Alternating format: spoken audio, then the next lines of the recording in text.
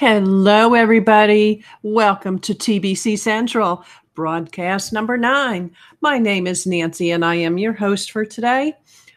Today, we're going to go around with Professor Green in living in poverty in the UK. So here we're going to do the video, and then we're going to go back to our article on why some countries are poor and not others. So here's the video. Enjoy.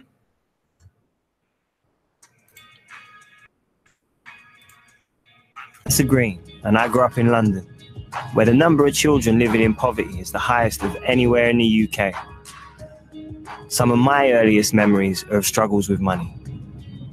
There were 6 of us in a 3-bedroom flat when I was born. You know, there was a lot of shouting, or screaming and shouting, because there was a lot of unhappiness and a lot of stress. There was always stress over money.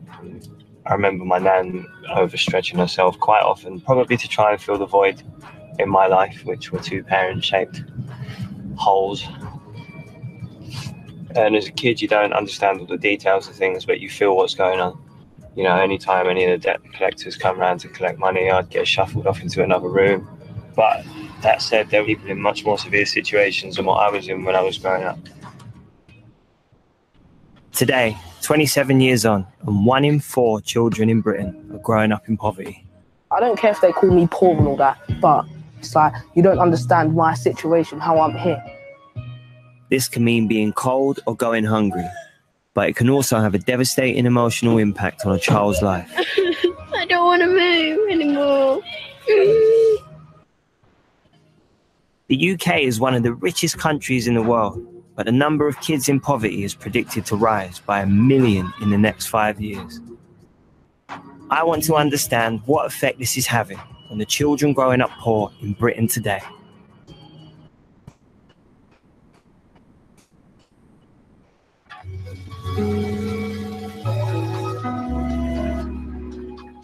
I've come to Dagenham in East London, which has one of the highest rates of child poverty in the capital.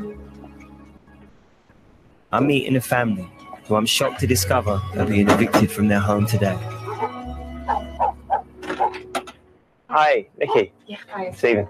Hi. Nice to meet you. Okay. Yeah, sure. Single mum Nikki and her kids, 4-year-old Robert, 5-year-old Kirsty, and 10-year-old Kelly Louise have lived here for the last 5 years. But the landlord's selling the property and they can't afford the rental deposit on a new home. This is your room here? Our toys have all been packed away, so we don't really have any much. Does it feel weird being in a room so empty now that all your stuff's packed away? Yeah, I feel really empty, and in the morning, normally my brother Robert comes in our room and we all watch TV nicely together, or we play with our toys. But this morning, none of that has happened. It's horrible knowing that all their toys are in bags and they can't play with anything and they're getting bored. Kelly's mum suffers with anxiety and depression and hasn't been able to work for the last 2 years. She relies on disability allowance and housing benefit. My mum, she doesn't have that much money, and because of that, we can't really do stuff. Like, we don't really have much money for food.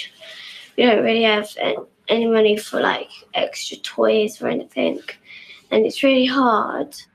With no spare cash or savings, the family can't afford to find a place of their own. Their only option is to rely on the council to rehouse them. So the kids are going to go off to school this morning and they don't know They don't know where they're going to come back to now. It could be B&B, it could be hostel, I don't know. And they said I could be there for up to 10 years before I get a permanent place. So. 10 years? Yeah. Mental. Yeah. I mean, even just that word, homeless, how does that feel, you know, with 3 kids? Yeah, it's scary to know that your kids are going to be classed as homeless and there's nothing you can do about it.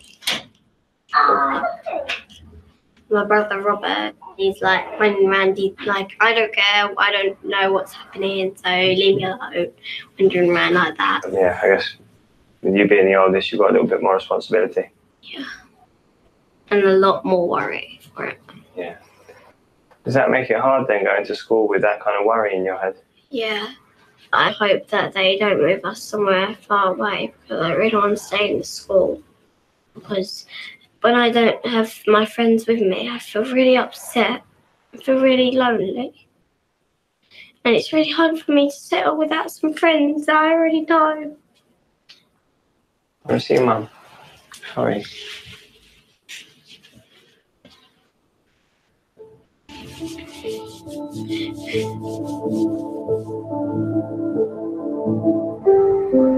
It's really difficult talking to a 10-year-old who's so aware of everything that's happening, and also because of that awareness is affected by it all. You can tell she's really insecure about the prospect of perhaps having to leave everything that she knows, her school, her friends, her family.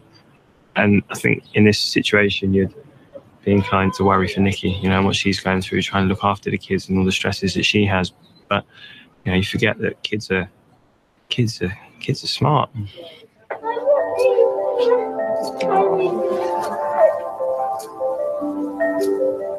It's frightening, you know, they've just left the house they've been in for 5 years and they've got no idea where they're going to be sleeping tonight. That must be a horrible, horrible thing to have to deal with as a kid. I mean, as an adult, it would unsettle you. One of the biggest problems facing families living in poverty is affordable housing, and Nikki has run out of options. I went privately looking at estate agents. I've been everywhere like that, even like Gumtree and all them sort of ads just to try and find somewhere else. But they want too much up front, and they want month's deposit, month's advance, and the estate agents want fees. And I don't have that money to just go, here you go. And then because I'm on benefits, they want guarantors. I don't have anyone that earns enough to be a guarantor. If you take that along to the council, Right, okay. you would have had one that come through the door. That'd be different to that. Yeah. That one shows you are going to be evicted. Yeah. This one shows you have been evicted. Right, okay, so this is what they've got to say. That's what you've got to see down the council in order to take you on to the next level. Right, okay, all right, thank you so much. No worries. Nikki's known for 6 months that they'll be kicked out. But only now they've been evicted do they qualify for rehousing by the council. Scary. This is what it comes down to. A piece of paper saying that you've got homeless, basically. Nikki's going to queue up at the housing office, hoping she'll be offered accommodation before the kids are back from school. Poverty in 21st century Britain means kids growing up in homes with as little as £13 a day to cover food, bills, clothes, and activities. It can mean missing out on things most of us take for granted, even just having a place to call home.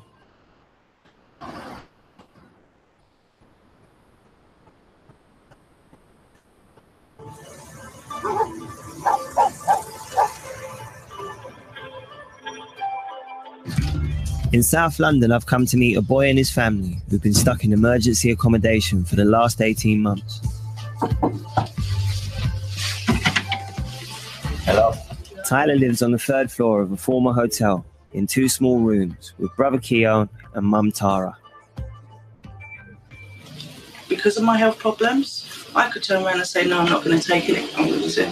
But because of the boys... When the government put a new cap on benefit payments, Tara was no longer able to pay her rent and they were evicted from their 3-bedroom home. This is where my mum sleeps. Like, it's comfortable, but it's so, like, small. And my mum's quite a big person. It's kind of, like, uncomfortable. This is where we cook and all that. That's our washing up. It's dirty right now because, obviously, like, my mum didn't have enough time because she went shopping and all that to clean up and all that. And this is where we shower and sometimes wash up and wash clothes and all that because there's not enough space. You have to do that in the shower because there's not enough space out there. There's not enough room for a washing machine either, is there? Yeah, no, there's not enough room for anything, really. Some old curtains separate the tiny room where Tyler and his brother sleep from the cramped living area where his mum sleeps. This is my brother's bedroom. We find it comfortable because obviously it's a double bed. Yeah, but what about the fact that, because you're how old? 14. 14 and he's 15. Yeah, he's 15. Yeah, so it must get uncomfortable. Yeah, it gets uncomfortable because obviously, like, we're at that age where we don't really like sharing rooms. We like separate rooms.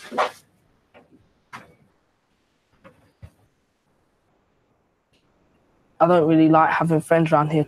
But I don't care if they call me poor and all that, but it gets me angry when they say, oh, why are you living in here? Why are you living in here? That's what gets me angry because it's like, you don't understand my situation, how I'm here. If you understood, if I told you, then you would be like, okay, yeah, cool. Tyler's all right. Tyler made me realise that child poverty isn't just about food on the table or a place to live. It's about the shame and embarrassment these kids are made to feel when their parents are struggling with money. We've basically got about £80 to live on per 2 weeks. For food and travel. Food, travel. They're grown boys. Yeah. They need clothes. So it's hard. It is hard. Tara suffers with depression and chronic back pain and is reliant on benefits. She's been a single mum since Tyler's dad left 12 years ago.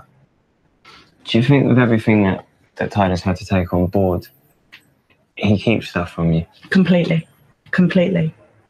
He keeps a lot to himself. A hell of a lot to himself. He's like a sponge. He'll absorb everything. And then when he goes out, he just lets loose. Completely lets loose. I mean, not always outside. Sometimes he'll let loose in here. Yeah. You know, to the point where he'll smash doors and break up this. And that, to me, kind of shows how much he's feeling inside. Yeah. And I think it's not because he doesn't want to tell me. It's because he feels he can't.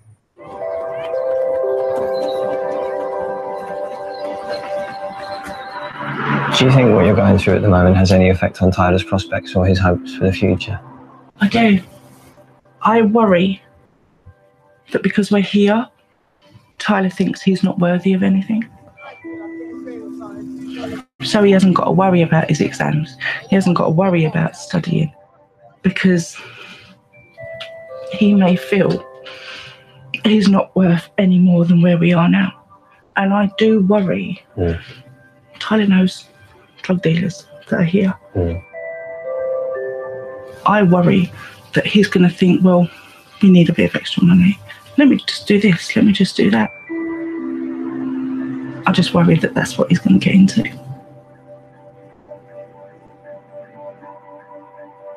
Kids growing up in poverty are more likely to become involved in crime or violence, and I was worried about the temptations Tyler might be exposed to. What is there to do around it? Nothing really, just play basketball. Is there any youth centres or anywhere for the kids to go? Nothing around this whole block. It's just literally, there's not even like a football pitch. You've got to walk about 20 minutes for a football pitch. I've seen even people smash people's car windows just for enjoyment. Oh yeah, we smashed someone's window, blah, blah, blah. That's what they do around here. Like, Just out of boredom. Yeah. Like, people smash windows every day. Your mum's worried about you coming out here, who you're mixing with, Yeah. who you're going to end up getting involved with, hanging about with shotters and dealers, and ending up selling drugs because, you know, you feel the financial strain that she's under. Yeah, no, there's been times where I've always wanted to start shotting, because I think I need my kind of part in the family. Let me give mum like £100 to go do food shopping or go get whatever she wants. Give mum a little treat. But then, do you know what? Think forward. What will happen if you start shotting? You're going to go prison. You're going to go prison. You're going to get killed.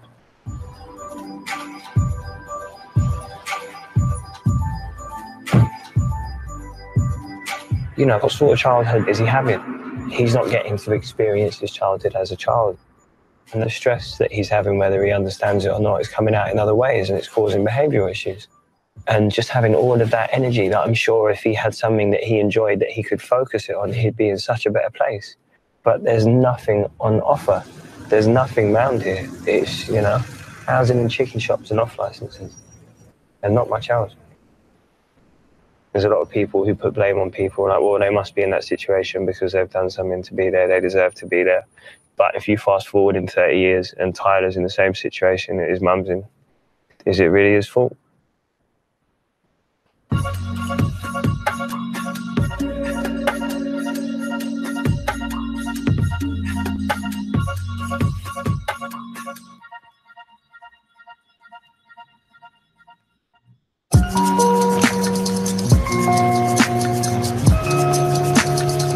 Ten-year-old Kelly Louise and her family were evicted from their 3-bedroom home in Dagenham this morning.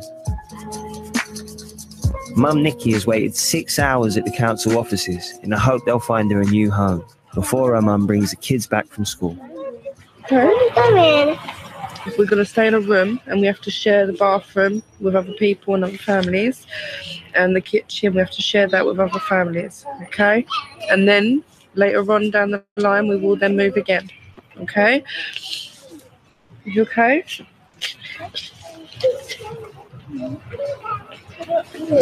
Okay. Okay.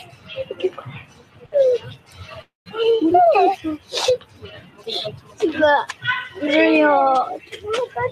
It's really hard.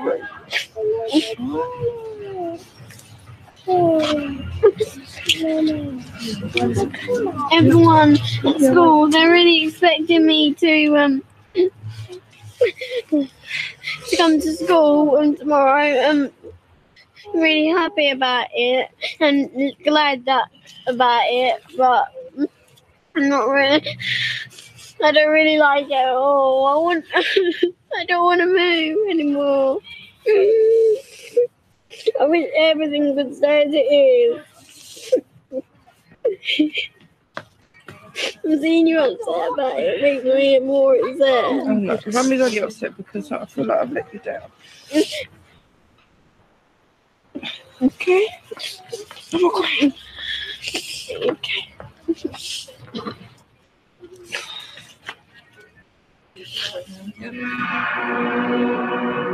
The families I was meeting were very isolated. They didn't seem to know where to turn for support. I've travelled to Tyneside in the northeast. The region has some of the highest rates of child poverty in the UK. In some areas, 1 in 3 kids are growing up poor. I'm meeting a pioneering child poverty charity called Tyne Gateway. How you doing, Steve? A team of support workers made up of mums and dads who've experienced poverty themselves, help struggling families who may not have asked for help before. We've got lots of pressures on all of our families at the moment, but obviously the finances are the things that stress people most. So even if they have addiction, even if they have, poor school attendance, unemployment, we need to get the finances sorted first, because that's the thing that stops them sleeping at night. A lot of them haven't got like the basic understanding of managing a bank account or managing the money, so the money just will be gone. Sorry to be matter of fact, but why do you care? Because we've been there. Yeah. We've been at rock bottom. Well, I've been at rock bottom before, and I've run out of money. I've seen my kids go without, and I won't have it for anybody else. One of the problems that comes with child poverty is the stress that is put on the children, because they feel like they have to be the adult in the house, and that puts a great deal of pressure on them, and it's almost robbing them of their childhood. It's really sad to see. I had one family where they actually lived. It was probably about a 10-minute walk from the beach, and we took them to the beach one day, and we had a picnic and everything, and the child actually said, "This is the first time I've ever been to the beach." Right at the back here. Support workers Lisa and Nicola are working with around 30 families each. In many cases, the families could face social service involvement, something Lisa and Nicola are trying to prevent. They're taking me to meet a family they're especially worried about. They have 2 kids and are in a downward spiral of debt and unpaid bills. The situation with Kevin and Claire is they were first referred through mental health and debt issues. So how are they managing to get right? Obviously, they're having problems with buying food, going shopping. And what sort of effect is that having on our children? It's having a massive effect on the children. It doesn't just affect them now, it affects them later on in life. Basically, they'll go into the same situation as what mum and dad did. Same pattern. Yeah. Mental health issues, depression. The family we've come to see live in Wallsend, where over half the children are living in families on benefits. Hi, Kev. You alright? How you doing? You alright? Hello, mate. Stephen. Cheers for having us in. Kevin and Claire live in a council house with their 2 children, 10-year-old Leo and 11-year-old Lily May. I don't know if you just want to quickly check over some of the bits that I've put in here. I know that it states that it's weekly or monthly. I have put... Claire has suffered a breakdown and struggles to leave the house on her own. Kevin has recently lost his job and is looking for work. How do you feel the kids are getting on at school at the minute? As far as we know, they're getting on brilliant at school. Where do mum and dad sleep? Downstairs on the sofa. They sleep downstairs? Yeah. Isn't that really nice that they let you 2 have the bedrooms? Yeah. Every time we move house, they always get us to pick our bedrooms first. Yeah? Yeah. You must love your mum and dad. Yeah. Do you find it hard when you can't ask mum and dad for stuff? Sometimes, but we understand that they're struggling. How aware are you about what they're upset about? I know some things, not all of it though. What are the things that you know? That my mum and dad are like struggling, and my mum's had like a breakdown and that. The kids seem happy and loved, but I wonder what effect the stresses over money are having on them. So we can go through your incoming and outgoings. We'll start with income, so benefits each week. £34 every Tuesday. Is that what you get? Child benefit? Yeah. Right. Per week, the family get around £219 in benefits, but after food and bills, they have no spare cash left. That's for the council tax. 475. Is that the main stress? Yeah, the debt and the worry of where the next meal's going to come from, or the next money for the electric's going to come from when the meal starts beeping. Do you two see this worry as well? Can you feel it when your mum and dad are worried as well? Sometimes. If she hears electric meter beeping, she'll go around the house and start switching all the switches off. Making sure everything that's not being used is... You're worried about it as well, aren't you? She does, yeah. Mm-hmm. Probably you as well, aren't you? Then she feels guilty when she's coming to us and saying, Mum, you know, it's such and such's birthday on Saturday. She invited us to a party, but I need a card and I need a present. And she starts getting a little upset because she knows that we're struggling. And I feel guilty. I feel like we're letting the children down. It's not so much the council tax we are worried about. It's more this one. Kevin's biggest concern is outstanding rent arrears on a previous property and the threat of a prison sentence. I don't like to say like. Do you want to tell us? Just over £4,000. That one's threatening jail for 14 days. It's not that I refuse to pay, it's just I can't. See you later. Thank you. See ya. Bye. See ya. Bye. With the debts out of control, the consequences for the family could be devastating.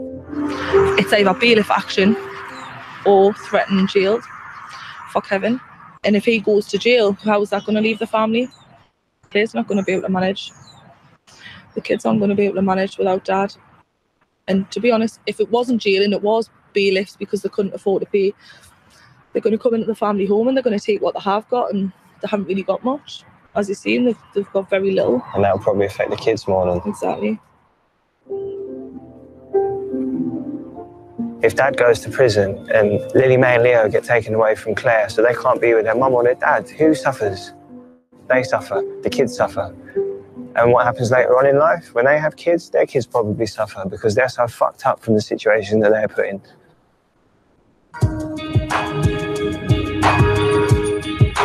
Having spent time with the kids, I couldn't stop thinking about how the difficulties they're facing now could affect them way beyond their childhood.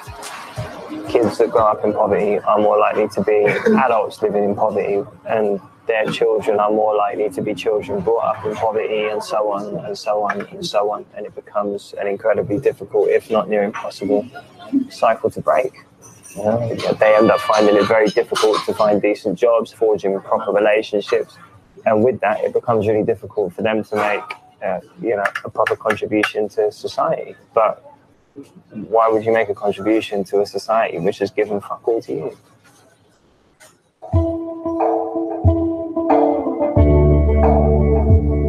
So when you're out and about with your pals, who's the older lot? Who do you look up to? What kind of people? 14-year-old Tyler is still stuck in temporary accommodation in an old hotel in South London, and there's no sign of him and his family being rehoused. I want to find out more about what he wants from his future. What are your hopes and aspirations? Like, what do you want to do when you get out of school? Mechanics, scaffolding, painting, decorating, doing something with your hands. Graft. Proper, yeah. I like that kind of thing. I'm not one of them ones that'll probably go McDonald's and fold up fake burgers. I don't want to do that. Fake burgers. I want to do something that people are proud of me. Not saying every single person's lazy, but you got them people that are on benefits, but they're not trying to get work. You've got other people that are on benefits and they're trying to get work. Yeah. So it's two different things. People that are on benefits and not trying to get work, you're just using the system, really. So I don't really want to be one of them people and get judged who I am. So I want to do work and help mum and help family. But where do you want to end up when you're older? I would like to have a home in England, and I'd like to have my home in Spain. The home in Spain will be like an inbuilt swimming pool, nice balcony where you can see the beach. And the one at England, I would rather just like a little calm down one. Probably still in a built-in swimming pool. Not much then. Have you travelled much? No, I've never been abroad, but I'm looking to go abroad.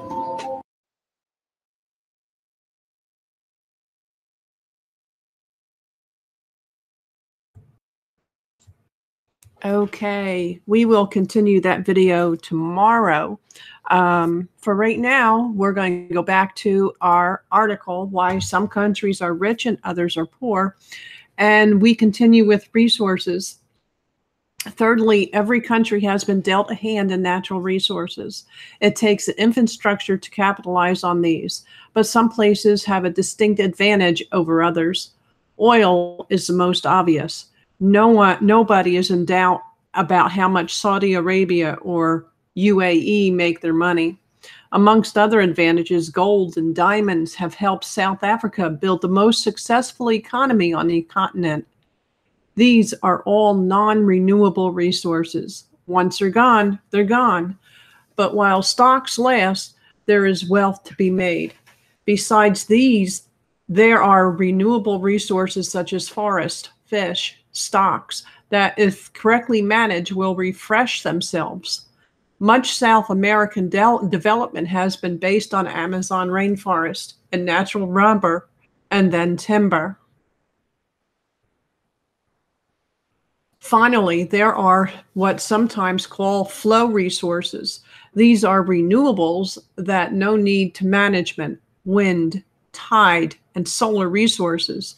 The Earth Policy Institute describes the American Great Plains as the Saudi Arabia of wind energy, while sunshine-rich places like California, Sicily, and Portugal are able to invest in solar power. No natural resource is a license to print money, and there are plenty of poor countries who are rich in resources, but is not a factor. Stability. Finally, environmental stability can be a factor in development. Some countries are more stable than others. Muhammad Yunus makes this point in describing his book, Banker to the Poor. Bangladesh is a land of natural disasters. So this is unfortunately an important factor in our doing business here. If you are regularly beset by monsoons, floods, and landslides like Bangladesh or the Philippines, things are going to be harder for you. You may be in an earthquake zone, and we've all seen what a tsunami can do to a country. Where I grew up in Madagascar, the annual cyclone season regularly swept away roads and bridges, damaged railways and refineries, and took the roofs off houses and hotels along the East Coast. How do you build and sustain infrastructure in these conditions? It's not impossible, but these are the problems most countries don't have to face. And then we have poor management. There are often political favors involved in why some countries remain poor, and one of those is bad government. Governments need to do lots of things to encourage development. They need to build and maintain infrastructure and raise and spend finance wisely on the right projects. When governments are inept at managing infrastructure, development is impossible. Nobody wants to build a factory in a city where the power could go out at any time. They also need to set up their laws and business practices in a way that encourages investment and initiative, that protect businesses and individuals legally, and that honor property rights, contracts, and copyrights. I'll give you one example in Madagascar. I used to visit a street side music shop as a child. You could go up to the booth and tell them what you want, and then come back in an hour and pick up the audio tape they quickly dubbed for you from their catalog of crackly Michael Jackson, Elton John, and Bob Marley tapes. This worked fine up to a point, but there was no incentive for investment in music studios or record labels because the abundance of intellectual property laws meant nobody ever get paid for what you created. It would be much harder to develop local music industry of any kind under these conditions, or for Madagascar to participate in the global culture industries. We're going to stop here for today, and then we'll pick up corruption tomorrow after the video. Again, what I want to do is I want to bring awareness to everybody out there who is watching this videos that I make, that I create every day. I want to bring awareness of the poverty. It comes in many colors, shapes, and sizes. And it could also be just in your own backyard and you don't even notice it. So anyway, everybody have a blessed day. Catch you all tomorrow. Ciao.